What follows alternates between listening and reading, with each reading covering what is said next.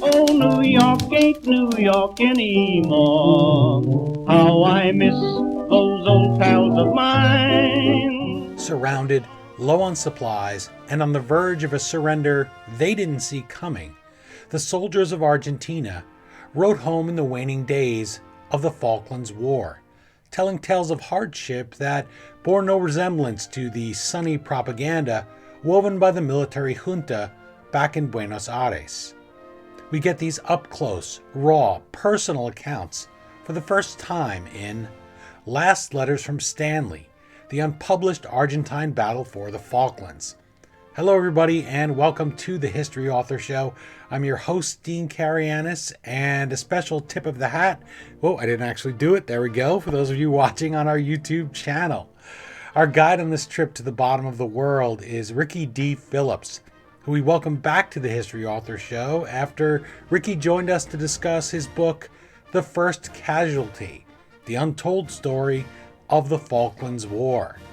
Now in Last Letters from Stanley, and Stanley, by the way, is the capital of the Falklands territory, Ricky brings us the stories of the young men who carried the hopes of their nation across the South Atlantic to what they called Las Malvinas, islands they'd never been to, but had been taught to revere as rightfully part of Argentina.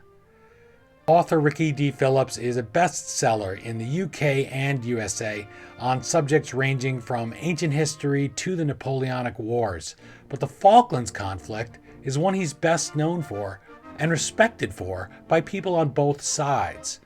In our first conversation, I likened his passion to author Shelby Foote.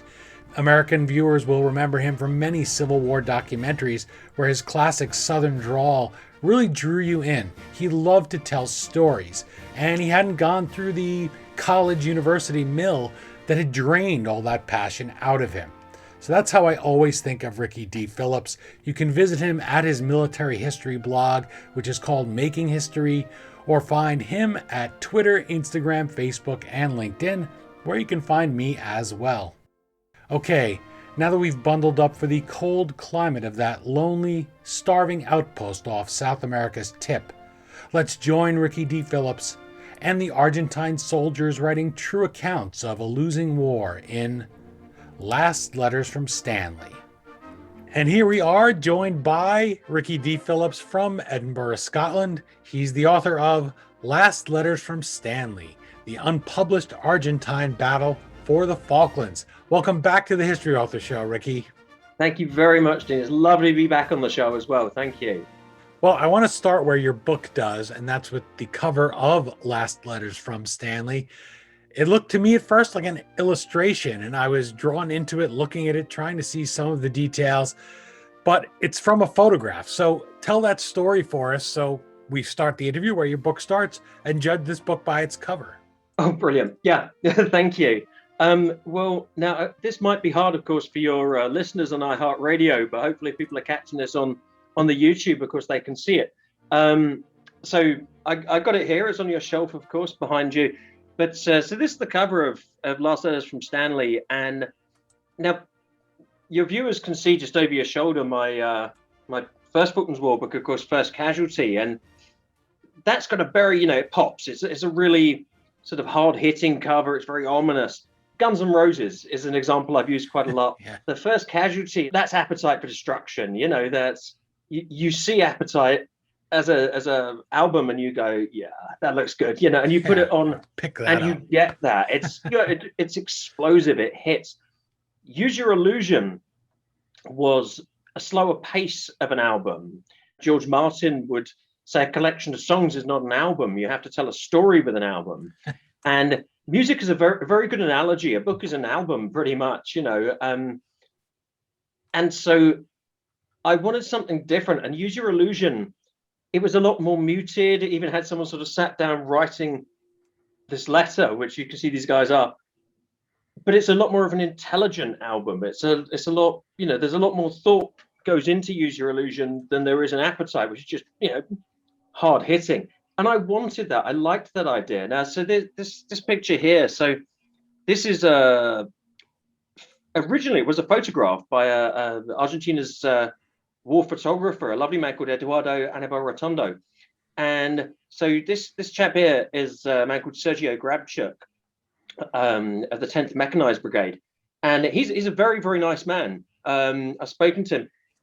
His friend here passed away just a couple of years ago. But what I really liked about this, you can see they're reading this letter. Now, this is, of course, a book all about letters, soldiers' letters. Letters from soldiers are hugely important. You know, historians like me can tell a story, generals and officers can tell stories. But the regular soldier, you know, and we're still finding letters from the First World War, the Second World War, many other conflicts. And always the letters of the soldiers home give us more of a dynamic. They put us on the ground with the men. And you can see that Sergio here he's reading a letter. Now, maybe this is a letter he's written home and he's just seeing how it sounds. More than likely, this is probably a letter from his family.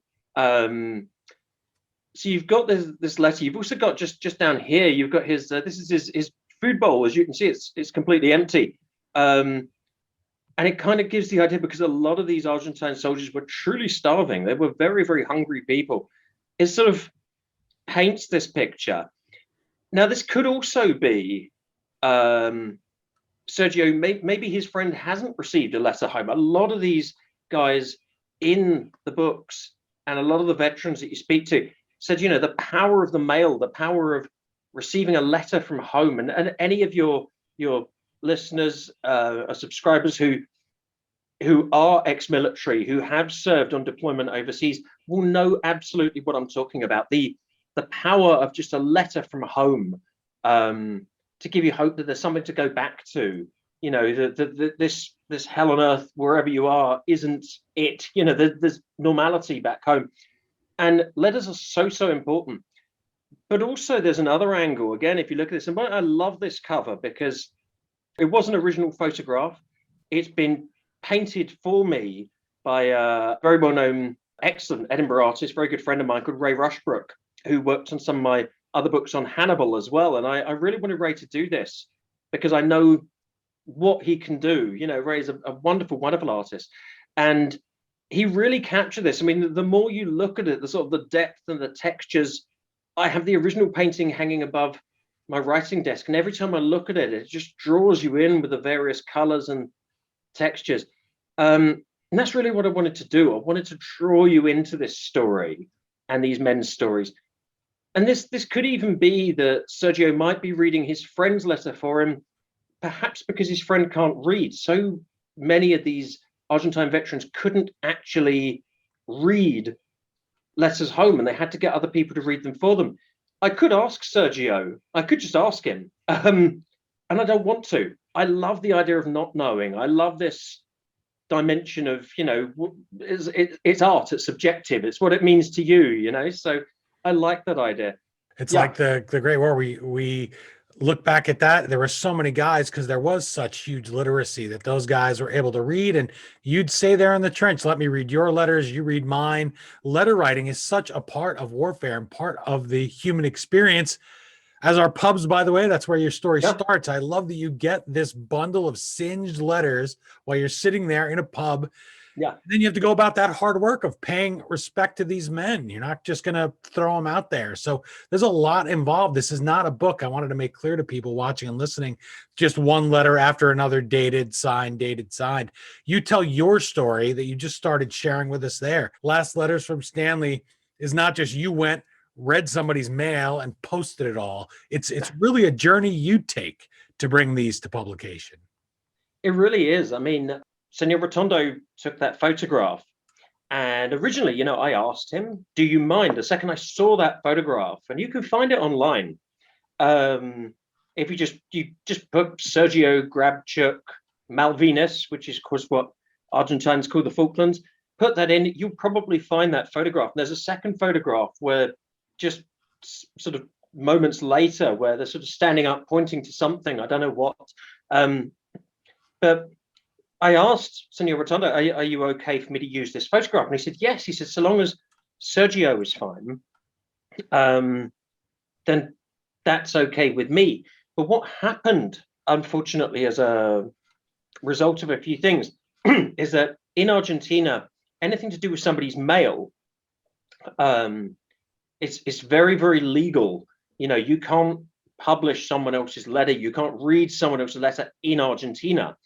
And so there was the idea that there could be a legal issue, shall we say, by implication. They've got quite a suing culture there right now. And there were some worries after consulting some Argentine lawyers that there might be a legal issue if he allowed me to put his photo on there, the original photograph.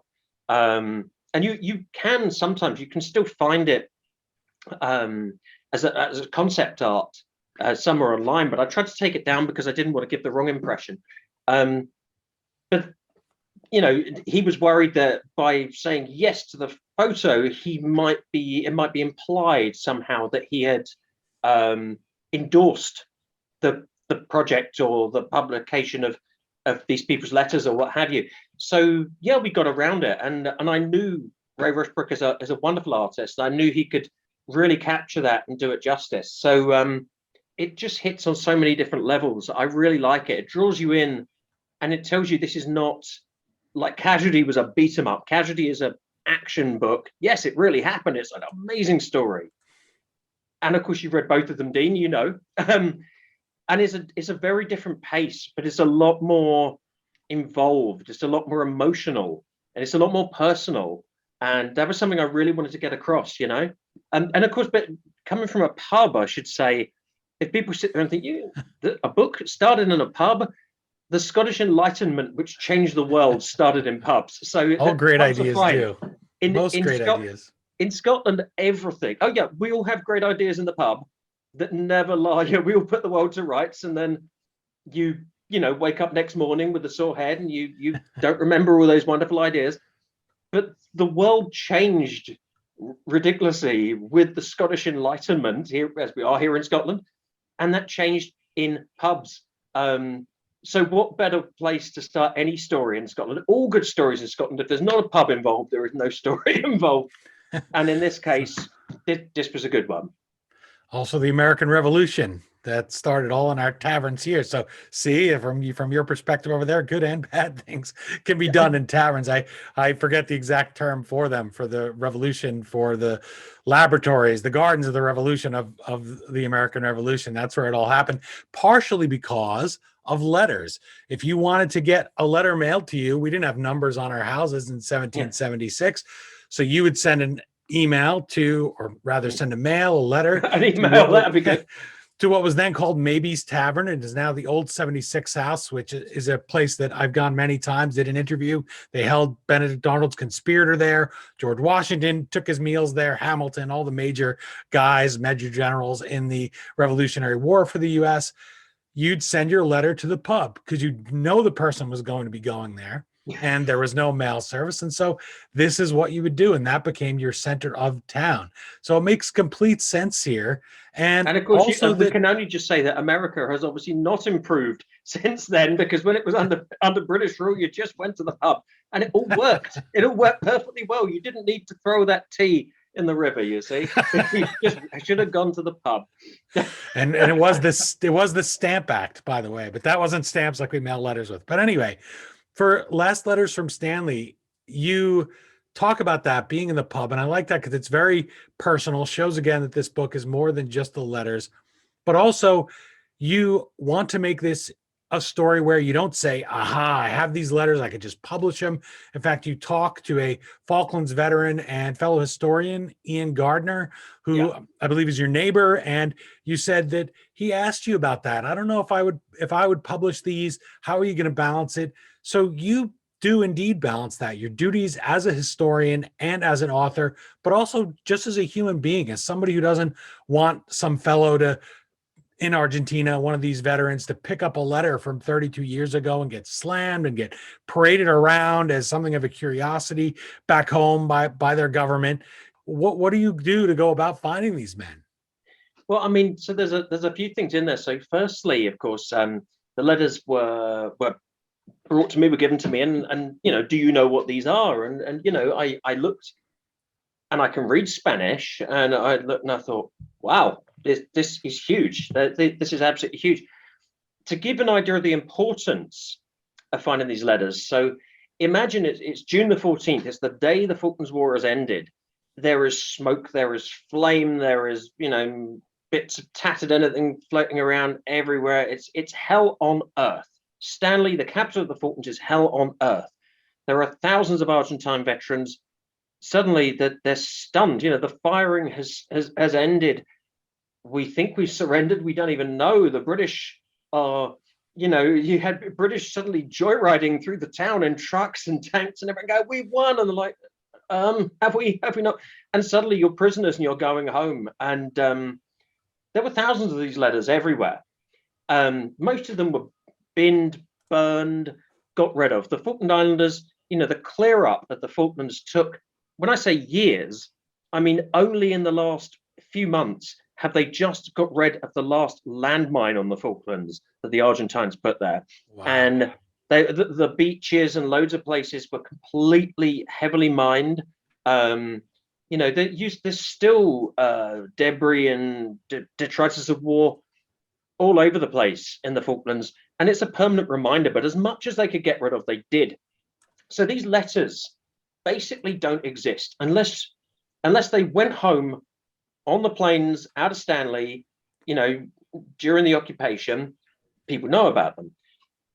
But these survivors, the ones that didn't get out, they're very, very rare. The last one they found in 2012.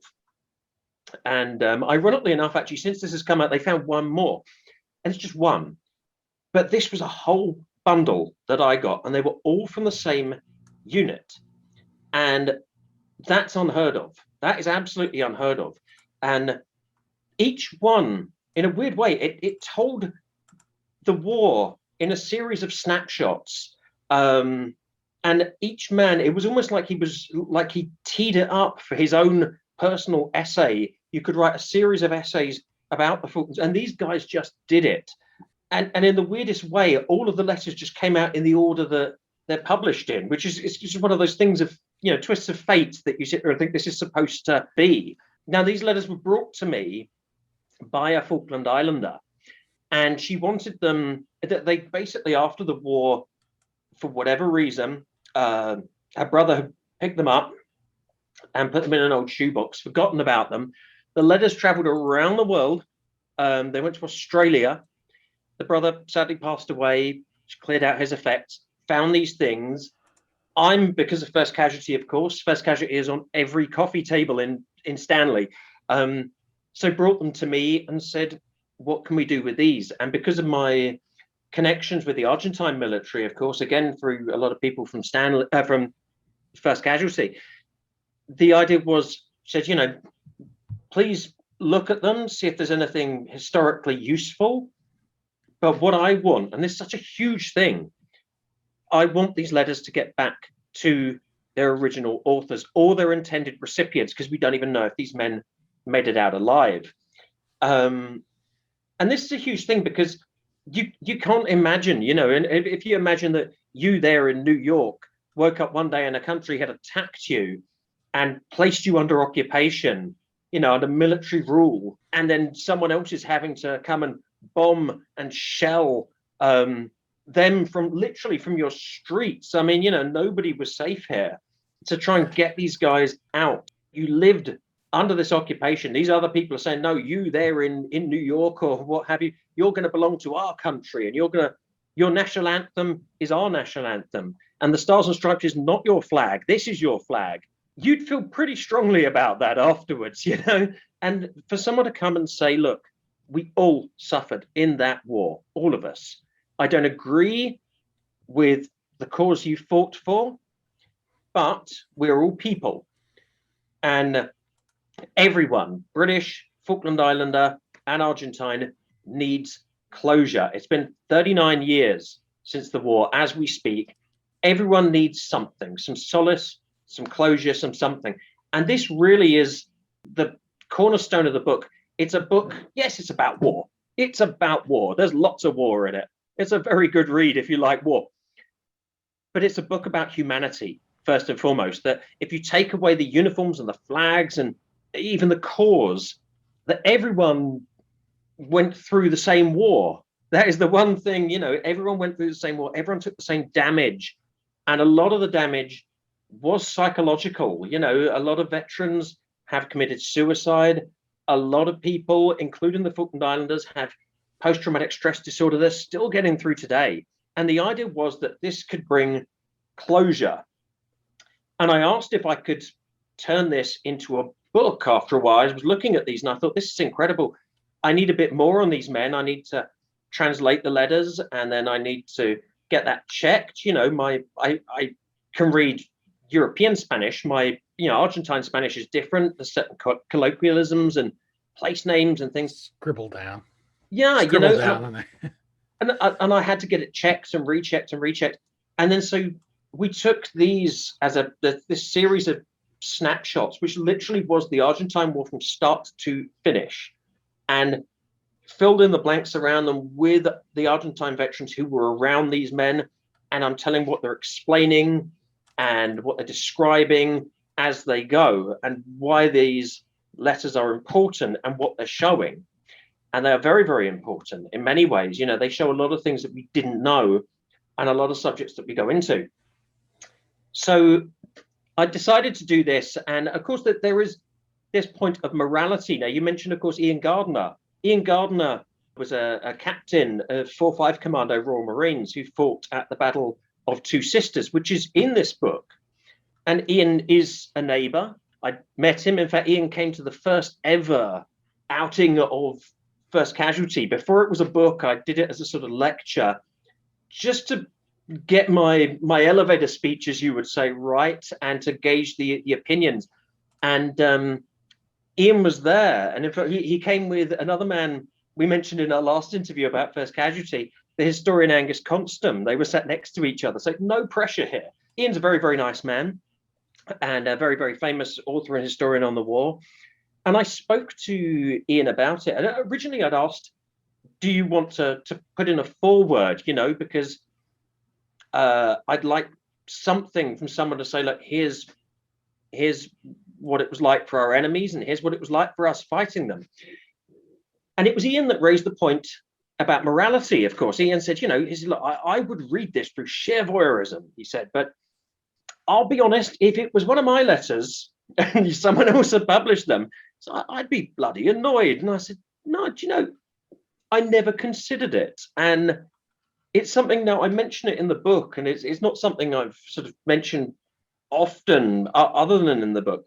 I have Asperger's syndrome, and Asperger's is high functioning autism, you would call it. It makes you very, very good at sitting down and writing a book and focusing on it and getting to the truth and getting all the details out there. But it creates certain blind spots. And what are the blind spots I have sometimes is how other people might feel about something. So there's me thinking, well, I'm doing a great thing. What a great thing. And it is a great thing, but it never really occurred to me. To someone who doesn't have Asperger's, you say, how could you not know that? But I didn't. I genuinely didn't know. And I sat there and thought, yes, a point of morality. So Ian said, look, I don't want to be rude. I'd love to, but I'm going to say no. If it has a bad reaction, I don't want to be, I don't want to be hauled over the coals for it. So, was it anything else? Yes, I would love to, but not. Do you mind if I say no? And I said, no, not at all. And of course, I went home and read, and you've read it, and I started writing a point on morality, and I wrote it freehand. I wrote it just as it occurred to me, and I never edited that. I never changed it. I never prettied it up or anything. I wrote a point of morality and said, look, when is too soon? If these were letters from First World War soldiers, well, they're all dead. I would certainly find the relatives afterwards, because that's a duty. It's a duty of care. You don't have to, but of course I would. But the guys have passed on. There's nothing, no one's going to come knocking at my door having a go at me. Soldiers from the Second World War, probably the same. But again, some might be alive. Another duty of care. But the Falklands War is only 39 years ago. And I thought, well, I don't know who's alive, who made it out, who didn't. The way a lot of these soldiers were treated when they got home was shockingly bad. A lot of them atrociously treated by the Argentine government and by the people. And a lot of the guys got lost in the system through, alcohol and drugs and crime. A lot of them very sadly committed suicide. And then you get this sort of extra level, which again, the readers don't always see this.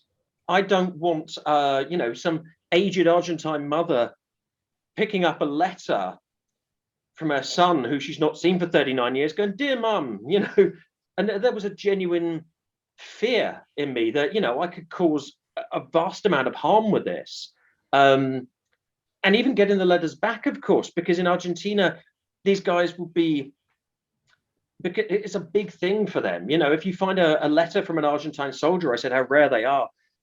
These are treated like, imagine if you found another page of the Dead Sea Scrolls, which they did recently, or a page of the Bible or something nobody knew existed. One of these letters is like that in Argentina, and I've got a stack of them.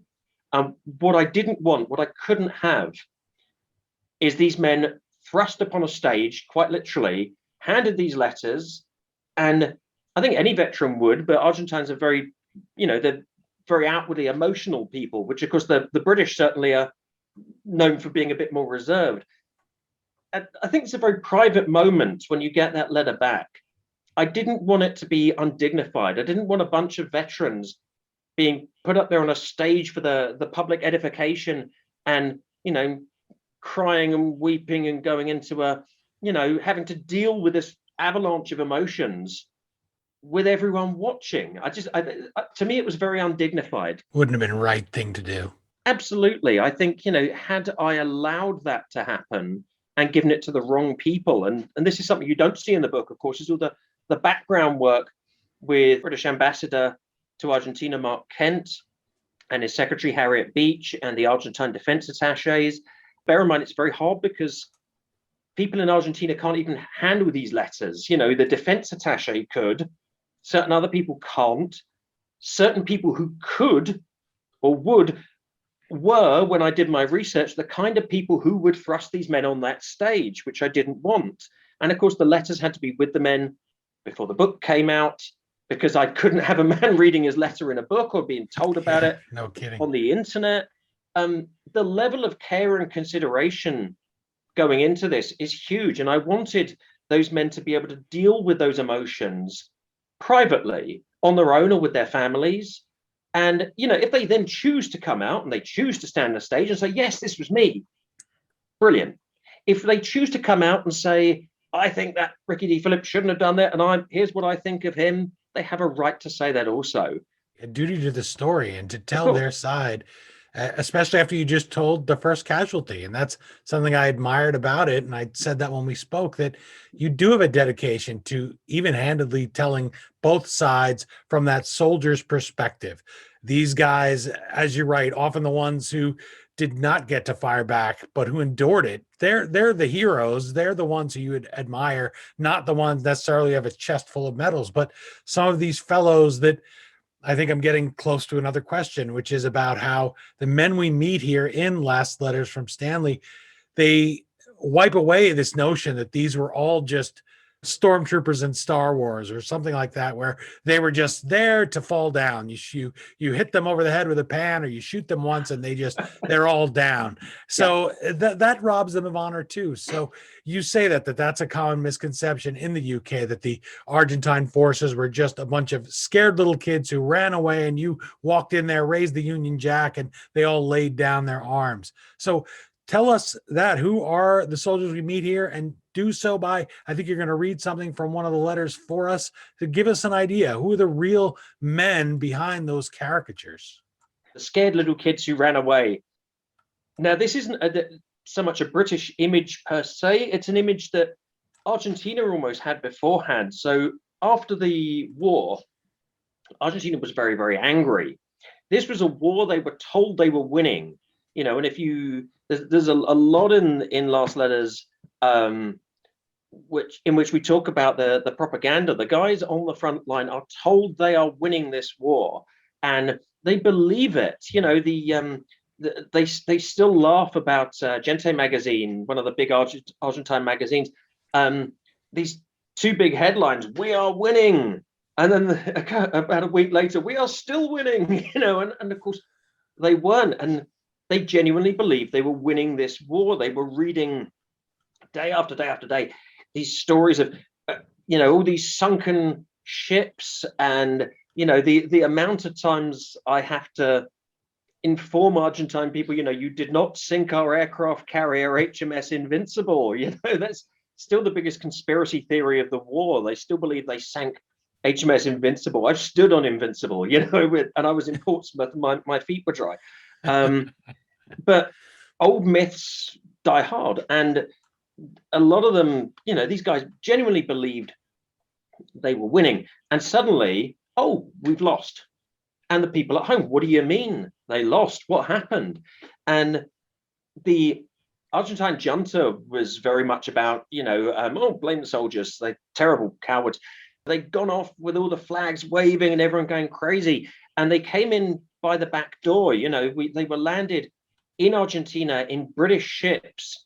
Their people had been told were sunk, which kind of is going to upset everyone, in remote ports.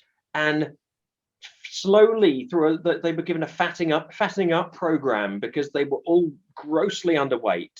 A few even starved to death out there, and put back into society. And of course, the problem is they were angry men, and the public was angry, but they were angry with the guys, and they would say, can I have my job back? I was called up, go to war, and they said, get Gautieri to give you a job. Get out of my sight, well, they would phone up, apply for a job, and they said, were you a soldier in the Malvinas? Yes, I was. Okay, we'll call you soon. And they would sit at home waiting for a call that never came. A lot of these undiagnosed and untreated problems that all soldiers have, of course, now, they used to call it shell shock. Now it's post-traumatic stress disorder. It was untreated. They've lost their friends. They were very angry. A lot of them, went by way of crime or did something silly and violent. A lot went to prison. A lot filtered through the system into sort of drink, drugs, other crimes. Word got around in Argentina, that these guys don't get a veteran. They're crazy. The guy's he's gonna do something mad and try and kill himself. And this was the idea. And it was only when you got this image, we're talking about this image of the scared kids, underfed and virtually armed with sticks and catapults, it was kind of this image, comes with this term, Los Chicos de la Guerra, the boys of the war. Now, this was a book by Argentine journalist Daniel Kohn, and also a film of the same name, but it's more than that. The term, Los Chicos de la Guerra, it captured the zeitgeist of what was happening in the sort of 1983 and onwards, of the soldiers. It was an interview with soldiers, and there was only a few, and they were of a certain type. They'd had a certain level of experience of a certain, much the same thing. And they were telling this story of, no food, and our weapons weren't working, and the generals and the colonels didn't know what they were doing, and where the hell were the officers? And we were just abandoned. We didn't know anything. And we were so outclassed. It's about, in the book, Los Chicos de la Guerra, there's at least 3 occasions where the Argentines just said, the British just wiped the floor with us. We thought we were good. These guys they rolled right over us, But that's what they saw. And that somehow became the whole war. And that wasn't. It was a slice of it. You will find this. You will find these terrified teenagers who some of them had received basically no instruction. And you will find those.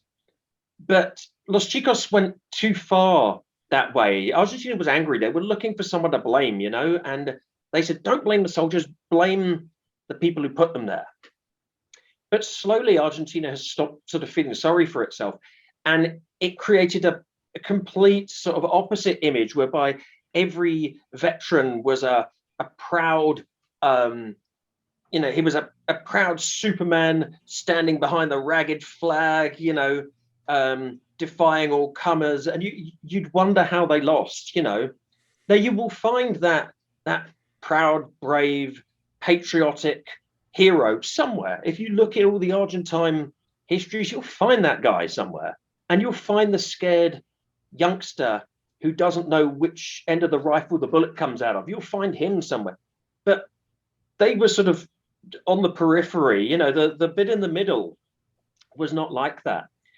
And we use the term conscripts a lot to refer to the Argentines. Even that is kind of wrong, because yes, you had conscripts. You absolutely did. There was a guy a few weeks ago I heard from, who was literally grabbed by the military police and conscripted while stood there at his father's funeral. He was literally taken away and conscripted. And many of these guys were just put in a uniform, put on a plane, dumped on the islands, and they were like, where are we? Many of those guys thought they were in Chile. They didn't even realize they were in the Falklands. But that's not the major part. That's not the leaven of the bread. The bulk, in so many ways, these were guys who had done their year's conscription. So they'd been trained for a year, developed as a unit. These guys, in fact, these guys who had already served the year conscription, the class of 62, as they called them, so that would have been the year they were born, 1962. They were called up in 1982, but they'd done their year's conscription. And in this year, they actually had the biggest live fire exercises, full brigade level live fire exercises lasting, several days, with artillery and helicopters and aircraft and lots of other people joining in. So it was the closest, they were probably the best trained conscripts Argentina had ever turned out. And many of these guys even underwent specialist and crash course commando training and things. These were no slouches. They weren't good first line troops, the same as, say, the Royal Marines or the American unit or our paras or whoever. But they were no slouches. They were not silly kids. And of course, most of these guys, they'd done their year, they went home, and a few weeks later, it's on the news. Oh my God, it was a massive surprise. Nobody knew until it had happened. The Malvinas, their word for the Falklands, the Malvinas are Argentine. It's, and oh my God, the British aren't going to take this insult, which they genuinely thought we would. They're coming to get them back. And these guys who had done their year, most of them, and you read this, of course, I know you've read Last Letters from Stanley as well. Most of these guys, some were sat at home thinking that telephone's going to ring, or I'm waiting for a knock on the door. Many guys didn't even wait. They literally went to the barracks and said, what can I do? And they were told, uniform, rifle, get some kit, you know what you're doing. A lot of the younger guys, the new conscripts who had come in, they said, you stay here. You do not know what you're doing. You stay here. We need the experienced men. So these were not conscripts. Technically, they were reservists now. So we tend to refer to all Argentine soldiers as the conscripts, and they weren't. Over half were reservists. And of course, Argentina didn't just have a conscripted army. They had professionals. They had 601 and 602 Commando, who were as good as our top guys. They trained with our top guys. They've been training with the Navy SEALs, a lot of them. The Argentine Marines, their Marines were technically conscripted, but they had a very different system. And they were top troops, they were good. And they had a lot of, their gendarmerie and things like that. They had a lot of good professionals. But the majority were conscripted in some way, shape, or form. But then, that being said, we've all had relatives in both world wars, I'm sure, who were also conscripted and they did their thing. So these things happen. But the idea that these were terrified little kids we walked over is absolutely not true. And it's an idea that it does them no honor and no justice. It does no honor and no justice to our guys who fought them. If you suggested to a British veteran that all you fought were scared little kids who ran away, he'd either laugh at you or punch you, because our guys were pretty amazed, that these conscripts ultimately are putting up a fight. They're not running away. You will find guys who ran away terrified. You will find them. You'll find them in most armies, all throughout history. But the majority fought beyond what we thought they would do, or beyond what they should have been reasonably expected to do. They genuinely stood there and gave as much as they physically and mentally could. They're not boys, but they're not this gun-toting Arnold Schwarzenegger in his heyday kind of superhero that they are now painted as. But they're good men. They're not cowards. Nobody in this book is a coward. I really wanted the reader to feel like they're on that mountain as it's getting dark, and to know those British are coming that night, and to feel that tingle up the spine, and particularly for the UK reader, because the people coming up that mountain are from the UK, and I wanted you to forget that. I wanted you to sit there and think, oh my God, what would I do? Where am I going to be? And I felt that, and I really wanted to convey that, and I hope I did so.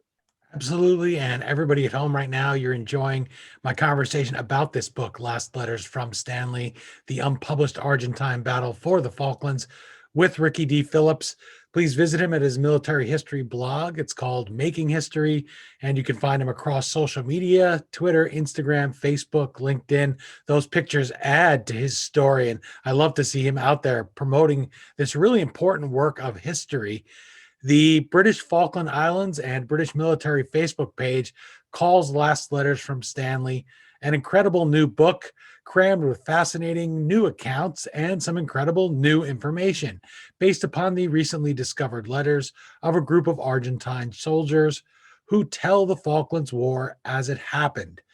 Plus, you can see my endorsement right on the back cover of the book. I called it my most anticipated book of 2021. And Ricky was kind enough to put it on his book cover. That always honors me when an author will ask me or use something I said there in their promotional material, especially putting it in print. So I definitely had to have Ricky on to talk about this and to get that side that you heard there in that review, where we respect the men on the other side who are thrust into war by their government. I know there was one soldier, he arrives there and he says, I think he sees a bottle cap or something and it says made in Britain. And he says, how is this here? I thought we were told these were Las Malvinas, that these were Argentine, that the people here wanted us to come to be reunited with Argentina. And so you understand that. Many of the things I think American listeners will identify what Ricky is saying here about these Argentine soldiers with what many veterans from Vietnam faced, and not just Vietnam, which we've seen in a million movies, but even after the Great War, which by comparison was something cut and dry, there would be signs hanging up in restaurants, no soldiers allowed. They didn't want you there if you'd served in uniform. You had a bad reputation if you'd been soldiering. This is a universal experience that we get here in Last Letters from Stanley. And who cannot sympathize with these men? Speaking of letters, each British serviceman who loses his life in the war, he gets a personalized letter from Prime Minister Margaret Thatcher. And yet, as you write in Last Letters from Stanley, the Argentine servicemen slain would get no solace. What is one of the things that with you, when you first read these letters, just sticks in your head and you can't get it out because it's such a vivid image? It's very hard because I think each letter has its own flavor, but there's certain letters that really stuck with me for various reasons. You've got this one particular guy. He's talking about the visit of the Pope to Argentina, Pope John Paul II, and he came, and Argentina was going wild. It was saying, yes, the Pope can bring us peace. Of course, they're a very, very staunchly Catholic nation. Of course, they know the UK is a Protestant nation, but they know that the Pope is Pope John Paul was always a very respected man here in the UK, and he'd just been to the UK, and now he was coming to Argentina, and this the Pope will bring us peace, but nobody really knew how, and there's a guy who's talking about it, and it said, and what may happen then? Better times may come, and hopefully his mediation will end in peace. Although it's difficult because the two countries with different religions, I don't know, maybe there's a possibility. Who knows? I know that they're making an industrial general strike in England because we've been hitting them like a punching bag, he says, thanks to our lords of the air, our Air Force. And it's great, their home front is cracking. How good is that? That's something that really strikes me, because they had these wall charts of British ships that they were crossing off day by day by day that they were told were sunk. And suddenly, they're not sunk. And in fact, here they are, a lot of them are bringing men home, back to Argentina in a ship they were told was sunk. Most people believed they were winning this war until the moment they lost it. I have a good friend, Gustavo, in Argentina, in Buenos Ares. And now I'm sure I've got this slightly wrong, this story, but for all intents and purposes, it worked. That his uncle in Madrid, on the 14th of June, the day Argentina surrenders, his uncle phones his father up and says, "So, you've lost, you've surrendered." And he said, no. He says, it's all British lies and propaganda. We're winning, he says. And he genuinely believed he was winning. There was a Gallup poll taken on 13th and 14th of June, surveying Argentine people in the street. This poll had like sort of 94% or something of Argentine people, when asked, will it be a British win, an Argentine win, or will it be a draw stroke mediated solution? Something like 94% of people, including on 14th of June, said Argentina would win. And you can imagine the shock to them when they lost. So that is one sort of very powerful thing. When you talk about solace, I said Margaret Thatcher, she didn't have to. It isn't a thing the British do. Prime Minister Margaret Thatcher wrote a personal letter to the family of every veteran who was killed. She didn't have to. And in fact, it's wonderful. There was a telegram she was going to send to the Argentine president, General Galtieri. She didn't send it. And it was a few days before the final assaults. There was 3 battles: the Battle of Mount Longdon, Two Sisters, and Mount Harriet. 3 battles in one night, bowled the Argentines back. And then there was 2 battles on a sort of right angle. To the north, we came in at the Battle of Wireless Ridge, and through the middle, we came through the Battle of Tumbledown, and we won both of those, kind of like a vice closing, and that finally just squeezed and broke the Argentines back. And just before this series of sledgehammer blows lands, she writes this letter and she says, very soon the final battles are going to begin. Every man who dies, at least his family can say he died for something. He died for freedom of other people. He died for liberty, for all the things that we hold true.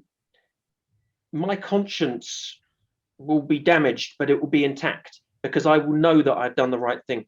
What will your conscience say to you when you are reading the list of casualties and deaths, and when you're looking at the families and you're having to send those off? She says, I can live with myself, just about, but I can do. Can you? And she says, if you want to throw in the towel, you can do that. We don't know why. Maybe she was advised to, but she never sent that telegram. But you can see the feeling behind what she put. I mean, I'll read you one letter that's here. This was ironic, actually, because after all the letters were done, the drafts were all done and everything else, and I was just going into the editing. 3 more letters came up. They weren't sort of known. It was like, oh, we've got these as well. And I thought, oh my God, what do I do with these? Now, these were individual guys. You don't get a lot of who they are or where they're from or anything. But one of the things that they're all focusing on, family, letters home, these letters that aren't getting there. The Argentine people, their families are sending letters. But the problem is that in every Argentine school, they got 40 school kids per class to sit there and write a letter to my big brother in the Malvinas or something like that in crayon or something. And they thought they were doing a good thing. Millions of these letters went out there. Problem is, they took them all. They took them out there. What the men needed was food. What the men needed was letters from home to say, keep going. You're doing all right. You're doing a great job. They weren't getting those because they were getting letters from millions of school kids, which wasn't doing much good for them in real terms. There's even a couple of those letters from these well-wishers. These aren't children. These are, grown men who have seen these guys and they want to write to them. And you can see it's very patriotic. But of course, these letters from non-family, just supporters, were actually getting in the way.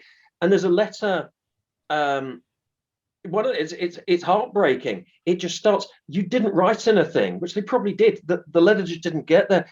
So I want you to tell me if everything's all right, okay? Look, I want Dad to know, not to worry. Tell Oscarito, little Oscar, tell Oscarito to write.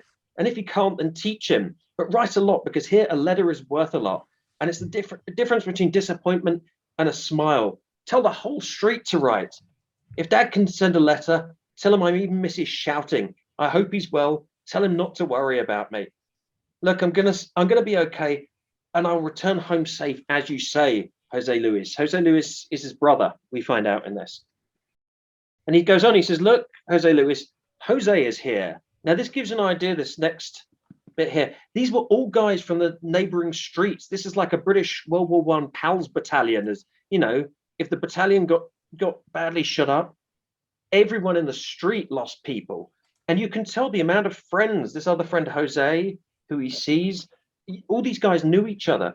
He says, Jose is here. And I went to look for him. And he told me that Daniel's here too. And one day I went to find him in the regiment. And he said he could smell me all the way from Buenos Aires. Buenos Aires! I almost went crazy. But of course, I'm happy. What he's saying, these guys most of them had never changed their uniforms since they've been there. They only had one uniform. And it was normally a summer uniform for the summers in northern Argentina, which is subtropical. And now they're put in virtually the Antarctic. And you pretty much had to wait for a man to die to steal his summer uniform to put it over yours, and they stank. They couldn't stand the smells of themselves. But this guy, and we don't even really get his name, I don't think, where it's terrible, really. He's trying to make his brother laugh, and then he's begging for a letter. And then he's trying to make him laugh again. And he's begging for another letter. He's saying, I miss you a lot, even when we fight. Let's be honest, I'm waiting for a letter from you. Every other arsehole in the world has got at least 20 letters. I have none here. Letters are so important. He's asking about his family and the dog and things like that. And then suddenly, I haven't received a letter from you. Don't you miss me? Don't you care how I am? Right. Please, I'm waiting for a letter from you. He goes on to joke. I want you to tell me, how are the girls who smoke? And it didn't make any sense. I was smoking. And I had to go and ask an Argentine friend of that generation. He says, no, he said, the girls who smoke back in those days, you wouldn't hear it now, but they were promiscuous girls, shall we say. And he's trying to get his brother to laugh. If this makes you smile, I hope you answer me, man, a big hug. He's asking about his friends, and he just keeps saying, please send a letter. My friend Richard is here. He's waiting for a letter. Please write. Constantly, the whole letter. Please, please, please, someone talk to me. Now, this is a guy, why this strikes me as important. This is a man, so he's mentioned his friend Jose and Daniel and his friend Richard, who are all there. Well, Richard, he calls him Richard, which is normally, his name is Ricardo, but he's sort of playing with the name a little bit. Those are at least 3 friends, and there's bound to be more friends that he knows. He's surrounded by friends and countrymen, and he's lonely. He's alone. He wants his family. This is such an important thing to understand. Like I said, and I've said before, if you've got veterans listen to your show, they will know the importance and the power of a letter from home, just saying, I love you, I miss you. Don't worry, everything's okay. We know you're going to do your job. Anything. It doesn't even matter what they say, really. So long as it was something from home, and it wasn't a Dear John letter, which sadly quite a few of these veterans did get Dear John letters while they were up. That wasn't so good. But the need to have these letters, and it really brings it home how personal they are. The very last letter in this, it ends with this wonderful thing, and it just had to be the last one. The man signs off, and he just says at the end, "Don't forget me." And that's a very powerful thing. It was like a wonderful way to end the book. And of course, with these letters, one of the great things is they came out in that order. I haven't swapped them around to make it look good.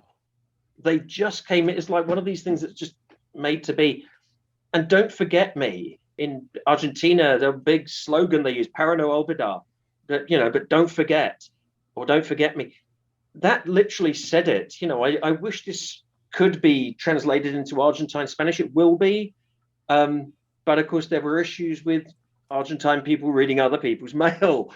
It's a wonderful ending to it. And, these men didn't have that solace. Their solace was their letters from home, which they weren't getting. And we touch on that in the book. And it's frustrating. It's, it's hurtful. It's painful. But as you suddenly identify with that, because we all can, that's when you realize that it's a book about humanity, that it isn't about British versus Argentine. It's just men at the end of the day, and that we're all the same. And that's one of the wonderful things about this book, is you slip into the other uniform without knowing it. This 74-day war, there is so much in it. It's one of the least understood of all which have been fought, you write here in Last Letters from Stanley.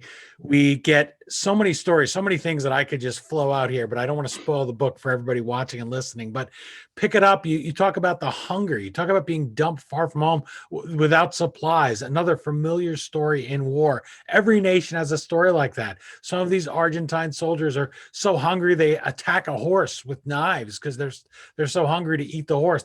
Another time, one of the letters describes, we were fortunate to be able to snatch a sheep and eat the sheep. This is a small little town, Stanley, and so they are not prepared to sustain all of these troops that suddenly just show up with one uniform and no food.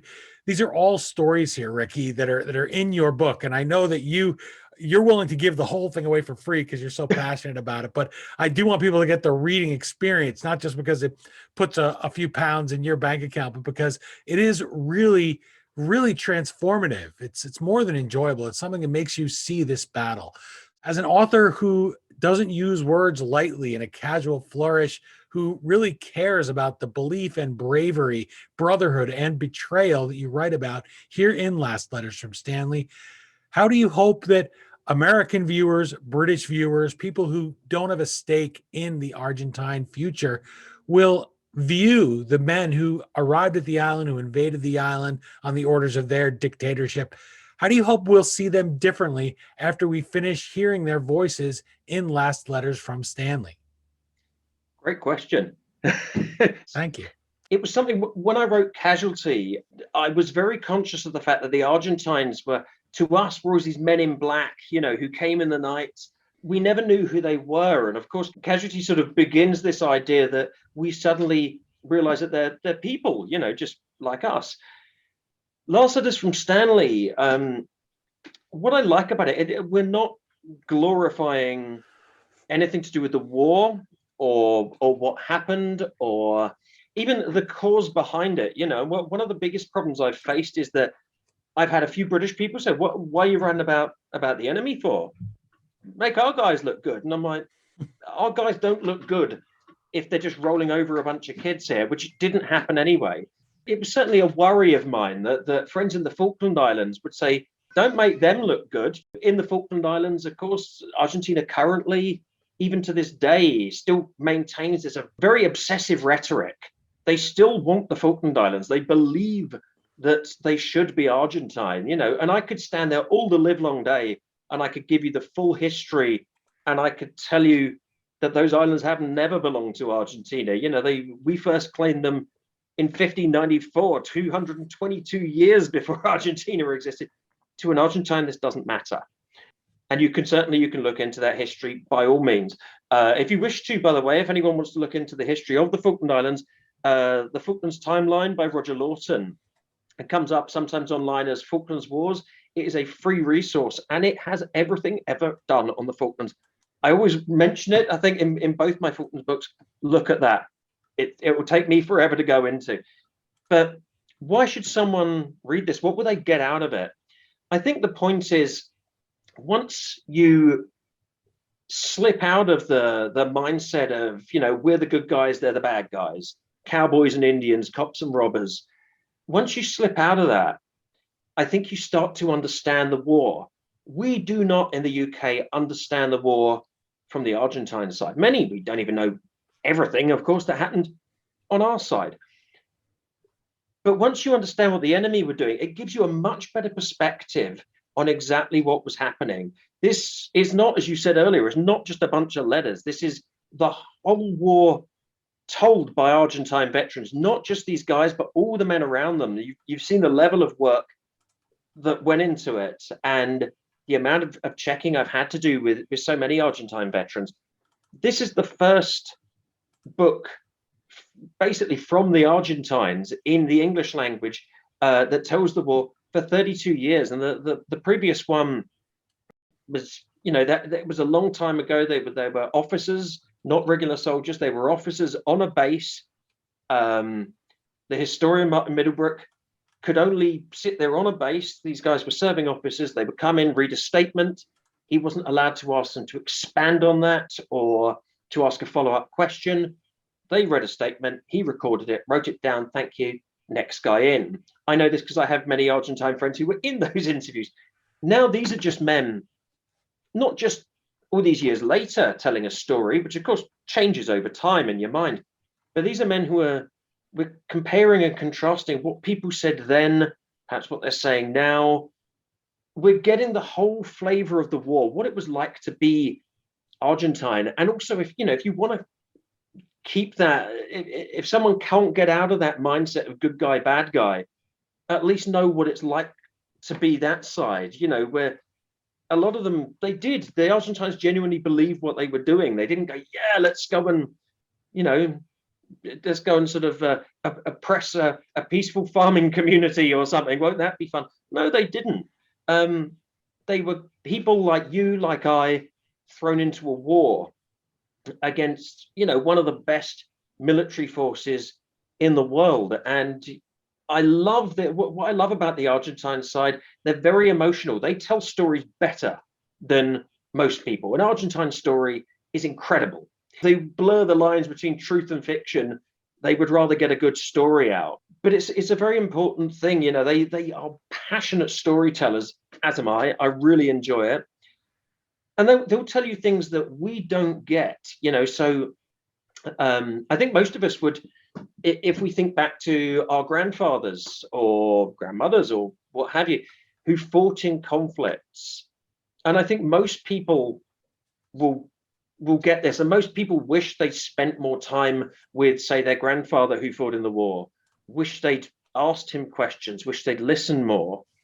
I didn't know my grandfather. My grandfather fought in Suez and in Korea, and he passed away before I was born.